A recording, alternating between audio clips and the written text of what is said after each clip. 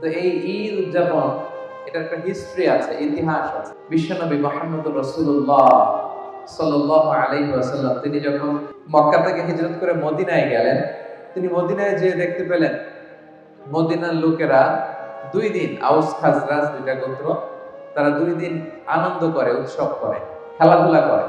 তো বিষ্ণু ঈসা ইসলাম তাদেরকে জিজ্ঞেস করলেন, মা হাদান আল ইয়াওমান, এইটা কিসের দিন যে তোমরা খেলাধুলা করো? তো তারা বলে, কুন্না নালআবু ফিল জাহিলিয়া, হে নবী আমরা জাহিলি যুগে এই 2 দিন আনন্দ করতাম, উৎসব করতাম, খেলতামাশা করতাম। বিষ্ণু ঈসা ইসলাম বলেন, ইন্নাল্লাহা ক্বাদ আবদালাকুম খায়রাম মিনহুমা, এই যে তোমরা 2টা দিন খেলাধুলা করো, এর চেয়েও 2টা শ্রেষ্ঠ 2টো দিন দিয়ে আল্লাহ তাআলা তোমাদেরকে পরিবর্তন করে দিয়েছেন, বদল করে দিয়েছেন। এর একটা হচ্ছে ঈদুল ফিতর, আর একটা হচ্ছে ঈদুল আযহা।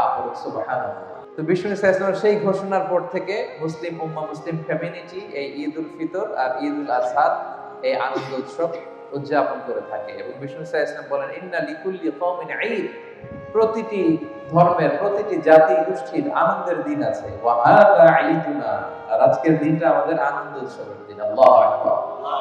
তো এইভাবে এই ঈদুল ফিতর এবং ঈদুল আযহা উদযাপন শুরু হয়েছে।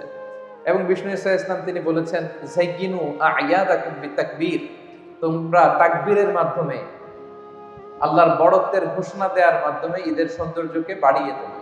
তাহলে ঈদের সৌন্দর্যের অন্যতম একটা মাধ্যম হচ্ছে তাকবীর। অন্যতম মাধ্যম কি?